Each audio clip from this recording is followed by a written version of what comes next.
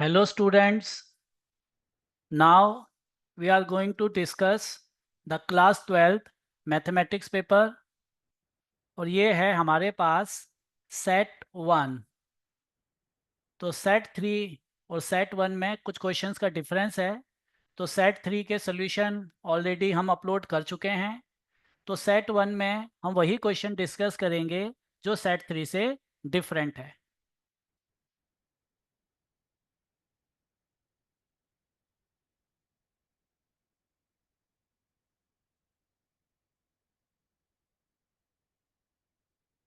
तो यहाँ पे हमारे पास क्वेश्चन 1 क्वेश्चन 2 सेम है। Question 3 is different in this set. तो दो मैट्रिसेस गिवन है। तो जो मैट्रिक्स ए है, तो ऑर्डर ऑफ मैट्रिक्स ए, तो इसमें हमारे पास हैं 2 rows 3 columns. And order of matrix B, इसमें हैं 3 रोज 2 कॉलम। तो हमें पता है कि अगर दो मैट्रिसेस को मल्टीप्लाई करना है तो पहली मैट्रिक्स से नंबर ऑफ कॉलम दूसरे मैट्रिक्स से नंबर ऑफ रोज के साथ इक्वल होने चाहिए। तो हमारे पास ए इंटू बी डिफाइंड हो जाएगा। जब मैं बी इंटू ए कहूँगा वो भी डिफाइंड हो जाएगा। तो हम ये कहें only A B is defined, नहीं। Only B A is defined, A B नहीं। ए बी और बी ए दोनों डिफाइंड है। तो इस क्वेश्चन का जो आंसर आ जाएगा हमारे पास आ जाएगा ऑप्शन सी। आगे बढ़ें। उसके बाद हमारे पास क्वेश्चन नंबर 8 इज़ डिफरेंट, जो कि दूसरे सेट में डिफरेंट था। क्वेश्चन में जो मैट्रिक्स है वो एक सिंगुलर मैट्रिक्स है। सिंगुलर मैट्रिक्स मींस इसका जो डिटरमिनेंट होगा वो ज़ीरो होगा। तो अगर मैं इस मैट्रिक्स को नाम दे दूं ए, तो इसका डिटरमिनेंट होगा ज़ीरो। तो डिटरमिनेंट निकाला, 3 × 4 + x प्लस 2 × x - 1 = 0। तो this is 12 + 3x + 2x - 2 = 0। 5x + 10 = 0। तो x की वैल्यू आ गई -2, यानी हमारे पास option C is the correct answer. Next page पे चलें। क्वेश्चन नंबर 9 10 सेम है। Question number 11 is different. तो ये इंटीग्रेशन का क्वेश्चन। तो हमारे पास 1 can be written as sin² x/2 plus cos² x/2 and sin x is 2 sin x/2 cos of x/2। तो ये एक आइडेंटिटी बन गई, sin of x/2 plus cos of x/2 का होल स्क्वायर। तो this simplifies to sin x/2 plus cos x/2। अब इसको integrate करना है। तो इंटीग्रेशन आपके पास स्ट्रेट फॉरवर्ड, cos की integration sin of x/2, x/2 का डेरिवेटिव 1/2 से डिवाइड करेंगे यानी 2 से मल्टीप्लाई। साइन ऑफ x/2 की integration minus of cos of x/2, x/2 का डेरिवेटिव 1/2 यानी 2 से multiply plus C constant of integration. तो हमारे पास मोस्ट अप्रोप्रिएट ऑप्शन कि साइन पॉजिटिव के साथ कॉस नेगेटिव के साथ 2 का role, that is option B. यहाँ पे जो क्वेश्चन नंबर 12 है वो भी डिफरेंट है फ्रॉम द सेट जिसके बारे में मैंने पहले बात की थी। तो साइन एक्स का डेरिवेटिव कॉस एक्स है। तो पहले सब्स्टिट्यूशन से हम इसको सिंपल इंटीग्रल में कन्वर्ट करें। तो लेट किया हमने साइन एक्स को टी, तो जो cos x into d x है वो बन जाएगा d t. Integral changes to, limit भी चेंज करनी पड़ेगी। तो जब x 0, साइन 0 इज 0। जब x pi by two sine pi by two is 1, तो ये इंटीग्रेशन बन गई e raise to power t cos x d x converts to d t. तो इसकी integration e raise to power t limit 0 से 1, तो e raise to power 1 minus e raise to power 0, e minus 1 is the answer, that is option C। इसी page पे हमारे पास जो question number 14 है वो भी डिफरेंट है। तो क्वेश्चन नंबर 14 में हमें इंटीग्रेटिंग फैक्टर निकालना है और सारी ऑप्शन में जो इंटीग्रेटिंग फैक्टर है उसमें इन्वॉल्वमेंट आ रही है किसकी, x की आ रही है। तो इसको हमें चेंज करना पड़ेगा, dx बाई डी को हमने कन्वर्ट किया dy by d x equals to e raise to power minus two root x upon root x minus y by x. तो इसमें इंटीग्रेटिंग फैक्टर निकालने के लिए इसको हम कन्वर्ट करेंगे first order linear differential equation की फॉर्म में। तो d y by d x plus 1 by x into y equals to e raise to the power minus two root x upon root x. तो ये हमारे पास इस integration differential equation की form को हमने चेंज कर दिया। तो यहाँ पे इसको कंपेयर किया गया d y by d x plus p y equals to q के साथ। तो p की वैल्यू आ गई 1 by root x, integrating factor का formula e raise to the power p d x, e raise to power 1 by root x की integration. तो 1 by root x की इंटीग्रेशन आप लोगों को पता है, या इसको x की power 1 by minus 1 by two d x. तो इंटीग्रेट करेंगे e raise to the power 2 root x, ये आपके पास इंटीग्रेटिंग फैक्टर आ गया, that is option C. Moving to next page. तो नेक्स्ट पेज पे वही क्वेश्चन है जो पिछले वाले सेट में थे। नेक्स्ट पेज, ये भी सेम ही क्वेश्चन है। Next page, question number 21। तो क्वेश्चन नंबर 21, यहाँ पे डोमेन निकालनी है for the function cos inverse of x square minus 4। तो जो दूसरा सेट है उसमें कॉस इनवर्स की जगह साइन इनवर्स था। तो मोरलेस क्वेश्चन सेम ही हो गया। तो हमें पता है कि अगर कॉस इनवर्स को डिफाइन करना है तो एक्स स्क्वायर माइनस 4 की वैल्यू लाई करनी चाहिए माइनस 1 से 1। तो जो एक्स स्क्वायर है उसकी वैल्यू लाई करेगी माइनस 1 प्लस 4, 1 प्लस 4। तो एक्स स्क्वायर की वैल्यू लाई करेगी 3 से 5। तो हमारे पास x की वैल्यू चाहिए, एक्स स्क्वायर का ग्राफ बनाया जाए। तो एक्स स्क्वायर की वैल्यू 5 और 3 होना चाहती है, तो x की कॉरेस्पॉन्डिंग वैल्यूज आ गई हमारे पास minus root 5, minus root 3, root 3, root 5। तो हम कह सकते हैं कि जो x है वो लाई करेगा माइनस रूट 5 से माइनस रूट 3 और रूट 3 से रूट 5। तो ये स्ट्रेट फॉरवर्ड क्वेश्चन हमारे पास सॉल्व हो गया है। उसके बाद इस पेज पे जो क्वेश्चंस हैं वो सेट में सेम हैं।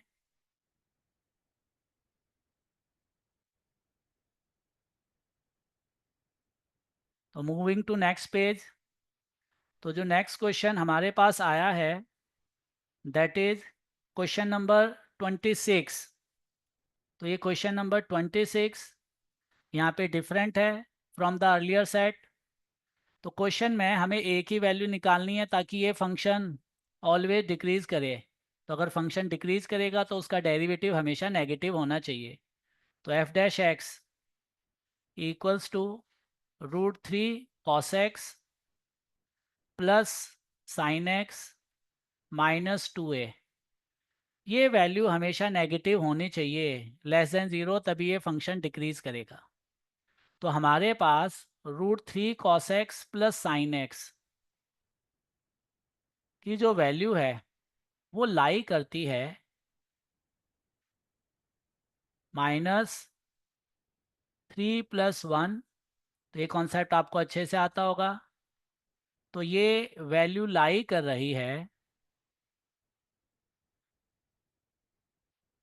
-2 से 2 के बीच में। अब हमें चाहिए कि ये जो 2a है इस वजह से अपने आप को सेट करें ताकि ये एक्सप्रेशन हमेशा नेगेटिव आए। तो हम ये कह सकते हैं कि हमारे पास अगर √3 cos x plus sine x less than 2a आ जाए तो काम चल जाएगा। अब ये वाली वैल्यू जो है वो लाई कर रही है -2 से 2 के बीच में। तो जो 2a है उसकी वैल्यू क्या होनी चाहिए ताकि आंसर हमारे हमेशा पास नेगेटिव आए। तो हमने ये कहा कि अगर 2a ग्रेटर देन 2 होगा यानी a ग्रेटर देन 1 होगा तो जो डेरिवेटिव है वो हमेशा नेगेटिव आ जाएगा। तो हमारे पास a की वैल्यूज़ आ गई जिसके लिए ये फंक्शन हमेशा डिक्रीज करेगा। 28 question is a different question बाकी जो सेट है उससे। तो यहाँ पे हमें एक डिफरेंशियल इक्वेशन का पर्टिकुलर सोल्यूशन फाइंड आउट करना है और जो चीज़ें हैं उसमें y/x का रोल आ रहा है यानी ये क्वेश्चन होमोजीनियस डिफरेंशियल इक्वेशन का क्वेश्चन बन जाएगा। तो इसको पहले रीराइट कर लेते हैं अच्छे से। तो this is x into sine square of y/x minus y into d x equals to -x dy। तो हमारे पास माइनस dy/dx इस x से डिवाइड कर दूं तो this is sine square of y/x minus y/x। तो we can say dy/dx is y/x plus sine square of y/x। तो सारी चीज़ें y/x की फॉर्म में हैं तो लेट कर लेते हैं y/x को v। तो y equals to vx differentiating both side with respect to x। तो dy/dx is v plus x dv/dx। तो ये डिफरेंशियल इक्वेशन कन्वर्ट हो जाएगी v plus x dv/dx equals to v plus sine square v y/x की जगह v लिख दिया हमने। तो ये कैंसिल आउट। अब आपके पास वेरिएबल सेपरेट हो जाएंगे। तो dv के नीचे साइन स्क्वायर v यानी cosecant square v equals to dx/x दोनों तरफ इंटीग्रेशन कर दें तो इसकी इंटीग्रेशन आ गई minus cot of v equals to log x plus c। अब हमारे पास v है y/x equals to log x plus C. हमें पर्टिकुलर सोल्यूशन निकालना है यानी कांस्टेंट ऑफ इंटीग्रेशन की वैल्यू निकालने के लिए डाटा गिवन है y π/4 x1। तो ये जब पुट करेंगे कॉट π/4 की वैल्यू होती है 1 तो -1 log 1 0 प्लस सी। तो सी की वैल्यू आ गई -1। तो आपके पास 1 minus cot of y/x equals to log x। This is the particular solution for this given differential equation. तो होमोजीनियस डिफरेंशियल इक्वेशन का एक स्ट्रेट फॉरवर्ड क्वेश्चन था। नेक्स्ट पेज पे चलें। तो यहाँ पे जो क्वेश्चन है वो वही क्वेश्चन है जो सेट के बारे में हम बात कर रहे हैं।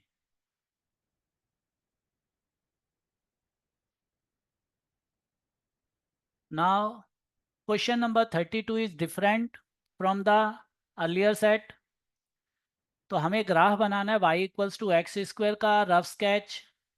तो y equals to x square का ग्राफ एक पैराबोला जो कि ओरिजिन से पास करता है y एक्सिस के अबाउट सिमेट्रिक। तो this is the graph of y equals to x square. अब इंटीग्रेशन को यूज़ करके हमने एरिया निकालना है कि जब y की वैल्यू 9 और x की वैल्यू 0, तो यानी y इक्वल्स टू 9। तो जब y की वैल्यू 9 है तो जो x है उसकी value -3 + 3, x equals to 0।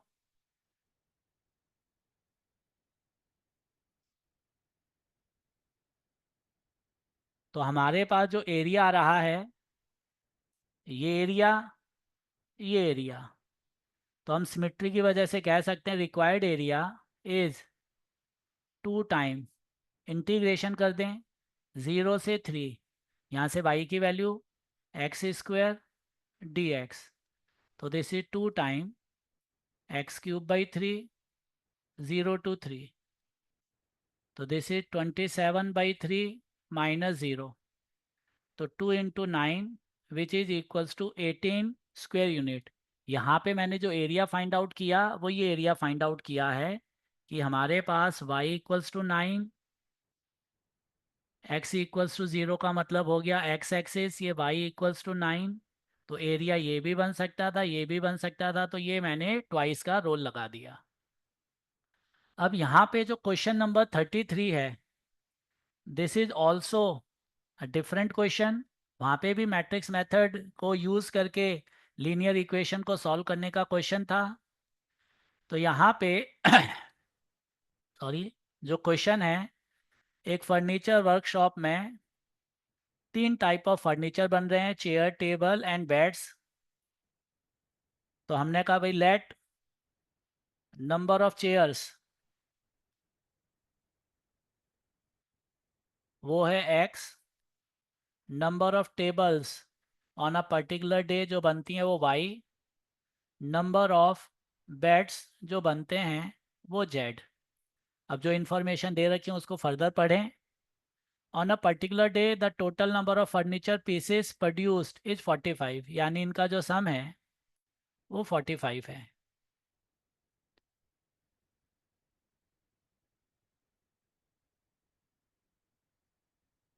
This is equals to 45, ये पहली इन्फॉर्मेशन आ गई। उसके बाद production of beds exceed that of chair by 8, तो यानी कि जो जेड है वो चेयर से 8 ज़्यादा है। तो यहाँ पे कह रहा है production of beds exceeds that of chair by 8 while the total production of beds and chair together, तो बेड्स और chair together z+x is twice the production of table, यानी z+x इक्वल्स टू 2y। तो हम कह सकते हैं x - 2y + z equals to 0। तो हमारे पास 3 लीनियर इक्वेशन बन गई।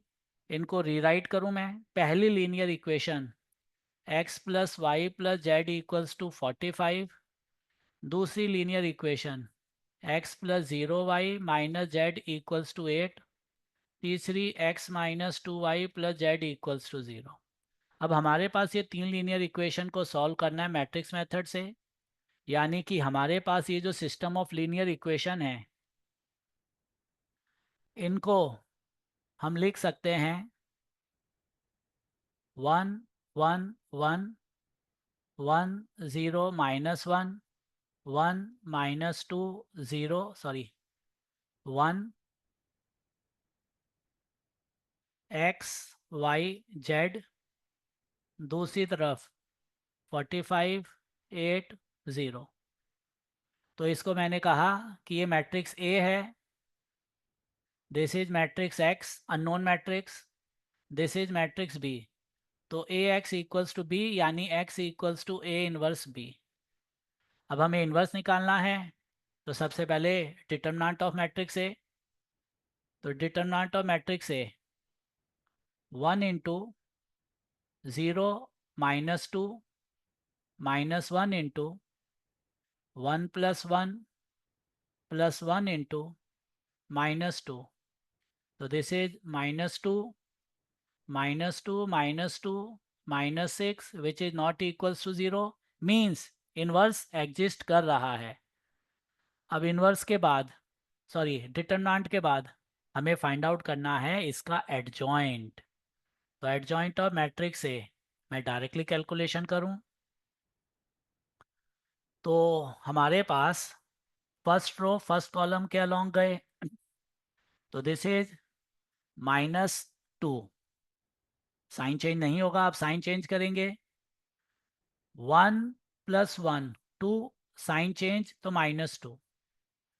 अब साइन चेंज नहीं होगा, -2। अब हम जा रहे हैं सेकंड रो, साइन चेंज करेंगे अब सेकंड रो फर्स्ट कॉलम के लिए, तो दिस इज 1 + 2 3, साइन चेंज तो -3। अब साइन चेंज नहीं होगा, 1 - 1 0। अब साइन चेंज होगा -2 - 1 -3, साइन चेंज होके 3। इसमें अच्छे से आपको ध्यान देना था। अब third row first column -1, sign change नहीं होगा। Third row second column -1 -1 -2, sign change. अब साइन चेंज नहीं होगा। Third row third column 0 -1 -1। तो आई एम होपिंग कि भाई जो एडजॉइंट है डायरेक्टली कैलकुलेट किया ठीक होगा। तो हमारे पास जो x है ए इन्वर्स, इन्वर्स के लिए एडजॉइंट ए को डिवाइड कर दो उसके डिटरमिनेंट से,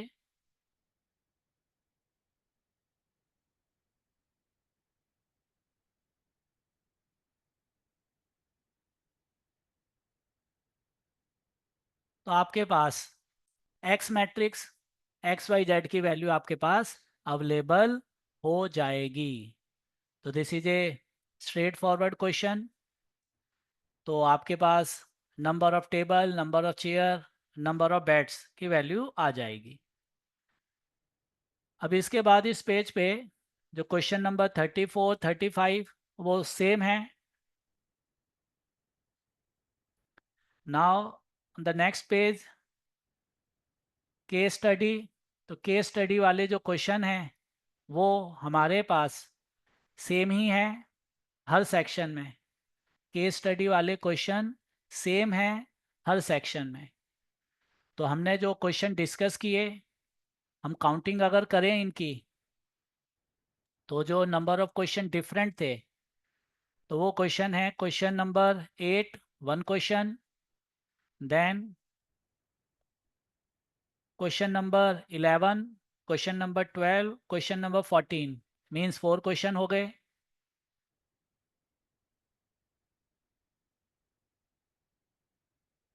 then question number 21, question number 26, question number 28,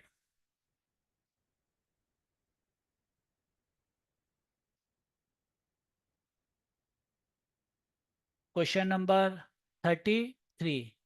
तो these are the questions which are different in this set. तो आई एम होपिंग कि आप लोगों ने जो पेपर दिया है वो बहुत अच्छा दिया है।